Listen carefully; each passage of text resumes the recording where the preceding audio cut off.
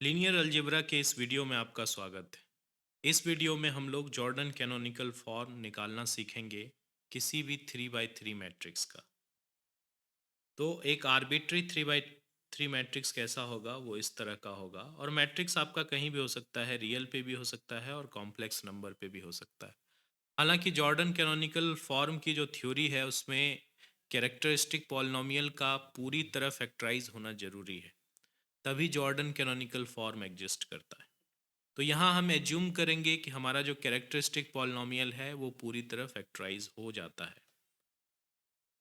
तो Jordan canonical form निकालने के लिए आपको सबसे पहले क्या करना होगा? सबसे पहले हम लोगों को आइगन वैल्यूज़ पता करने होंगे, और आइगन वैल्यूज़ निकालने के लिए हमें कैरेक्टरिस्टिक पॉलिनोमियल निकालना होगा। और कैरेक्टरिस्टिक पॉलिनोमियल निकालने के लिए हम लोग ये डिटर्मिनेंट एक्स आई माइनस ए इसे सॉल्व करेंगे, हम लोग जानते हैं। ऐसा करने से हमें एक, चूंकि ये 3 बाई 3 मैट्रिक्स है, तो वो एक मोनिक क्यूबिक पॉलिनोमियल मिलेगा जिसका लीडिंग टर्म एक्स क्यूब होगा, और ये सब कुछ भी हो सकता है। अब ये चूंकि ये क्यूबिक पॉलिनोमियल है तो इसके 3 रूट होंगे। कॉम्प्लेक्स नंबर पे तो ये जरूर श्योर है कि रूट होंगे, रियल पे पॉसिबल है कि रूट हों या नहीं भी हो सकते हैं 3। लेकिन जॉर्डन कैनोनिकल फॉर्म के लिए, जैसा मैं पहले बता चुका हूँ, कि आपके रूट एग्जिस्ट करने जरूरी हैं सारे। यानी अगर डिग्री 3 है तो 3 रूट्स अवेलेबल होने चाहिए। अब 3 रूट हैं हमारे पास, मान लीजिए वो हैं ए बी एंड सी। तो इसमें 3 पॉसिबिलिटी बन सकती है। हो सकता है कि ये तीनों रूट सेम हो सकता है ये तीनों रूट अलग अलग हों, या हो सकता है ये 2 रूट सेम हों और तीसरा अलग हो। इस कारण से यहाँ पे 3 केस बनेगा। तो इसमें जो सबसे सिंपल केस होगा, वो सबसे सिंपल केस होगा जब सारे रूट डिस्टिंक्ट होंगे। जब सारे रूट डिस्टिंक्ट होंगे तो जो गिवन कैरेक्टरिस्टिक पॉलिनोमियल है उसका फैक्टराइजेशन जो होगा वो x minus a into x minus b into x minus c होगा। और इसके कारण इसका जो मिनिमल पॉलिनोमियल है वो भी सेम ही होगा, क्योंकि लिनियर मिनिमल पॉलिनोमियल में कैरेक्टरिस्टिक पॉलिनोमियल का रूट होना जरूरी है। यानी a है तो इसमें भी a का एक टर्म होगा, b है तो ये टर्म होगा, c है तो एक टर्म ये होगा। तो इस केस में चूंकि कैरेक्टरिस्टिक पॉलिनोमियल और मिनिमल पॉलिनोमियल हमारा सेम हो चुका है, और मिनिमल पॉलिनोमियल में कोई भी रूट मल्टीप्लिकेटिव नहीं है, इसलिए जो मैट्रिक्स होगा वो डायगोनलाइजेबल होगा। और जॉर्डन कैनोनिकल फॉर्म हमारा ए बी सी इस तरह का होगा डायगोनल पे। बाकी सारे ऑफ डायगोनल एंट्रीज 0 होंगे। इसमें ए बी सी को इस तरह अरेंज कर लेना है जो कि लोअर से हाइयर ऑर्डर में हो। यानी कि अगर ए, यहाँ मैं एज्यूम कर रहा हूँ a less than b less than c है, इस तरह, तो हमारा जॉर्डन कैनोनिकल फॉर्म बहुत आसानी से निकल जाएगा। सेकेंड केस हम लोग देखते हैं। तो सेकेंड केस में क्या है कि हमारा जो एक रूट है वो रिपीट कर रहा है और दूसरा रूट जो है वो डिस्टिंक्ट है। यानी जो कैरेक्टरिस्टिक पॉलिनोमियल का जो फैक्टराइजेशन होगा वो दिखने में कैसा होगा? तो मान लीजिए हम a को रिपीट कर रहे हैं तो x माइनस ए का होल स्क्वायर, और b हमारा अलग है तो x माइनस बी। अब यहाँ पर क्या है, चूंकि यहाँ पे कैरेक्टरिस्टिक पॉलिनोमियल में a की जो रूट पावर है वो 2 है, x माइनस ए पावर 2। तो यहाँ पे हमारा जो मिनिमल पॉलिनोमियल का जो चॉइस है, यहाँ पे 2 चॉइस अवेलेबल है। एक choice x minus a into x minus B है, क्योंकि ये जो रूट है a और b, देखिए यहाँ a और b दोनों रूट इसमें भी है मिनिमल पॉलिनोमियल में। और मिनिमल पॉलिनोमियल में यहाँ दोनों रूट है, लेकिन यहाँ पे पावर का एक पॉसिबिलिटी बन गया है। ये जो 2 होने के कारण यहाँ पे 1 है और यहाँ पे 2 है। तो इस कारण से ये जो 2 है तो इसके कारण यहाँ पे 2 पॉसिबिलिटी बन गई हैं, और 2 तरह के मिनिमल पॉलिनोमियल हो सकते हैं।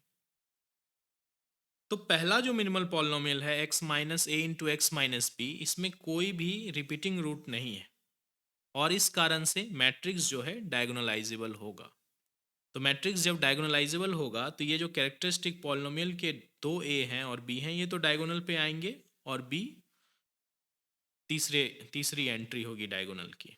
तो ये जो जॉर्डन कैनोनिकल फॉर्म है वो दिखने में इस तरह का होगा। इसमें 3 ब्लॉक्स होंगे, 2 ब्लॉक ए का होगा और 1 ब्लॉक बी का होगा। अब हम आते हैं दूसरे टाइप पर। तो दूसरे टाइप में क्या है कि x माइनस ए का स्क्वायर है और x माइनस बी है इंटू एक्स माइनस बी। तो इस केस में देखिए ये जो 2 है ये बताता है कि जॉर्डन एक ब्लॉक जो होगा वो 2 साइज का होगा। तो हम ए में 2 साइज का ब्लॉक बना देते हैं, A1 0। ये क्या है, ये आइगन वैल्यू इसका ए है और जॉर्डन ब्लॉक का साइज जो है वो 2 है, क्योंकि ये एक 2 by 2 मैट्रिक्स। इसके अलावा जो बी है वो बी डायगोनल में अकेले बच जाता है। तो इस कारण से इसका जो जॉर्डन कैनोनिकल फॉर्म होगा वो दिखने में इस तरह का लगेगा। ये सारी एंट्रीज 0 हैं एक्चुअली, ठीक है। जैसे मान लीजिए एक हमारा एग्जाम्पल है x-1 का स्क्वायर इंटू x-2।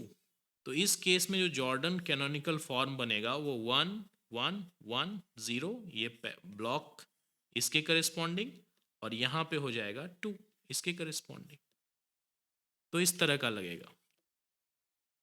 अब हम लोग आते हैं सबसे कॉम्प्लिकेटेड केस में, जब सारे रूट रिपीट कर रहे हैं, यानी रूट जो है ए है वही 3 बार आ रहा है, सेम रूट।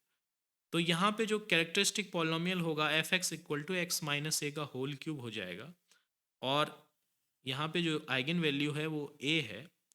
तो मिनिमल पॉलिनोमियल में एक्स माइनस ए ये भी हो सकता है, एक्स माइनस ए का होल स्क्वायर भी हो सकता है, और एक्स माइनस ए का होल क्यूब भी हो सकता है, क्योंकि minimal polynomial actually characteristic polynomial का एक फैक्टर होता है और उसमें सारे रूट रहने चाहिए। यही 2 कंडीशन है मिनिमल पॉलिनोमियल का।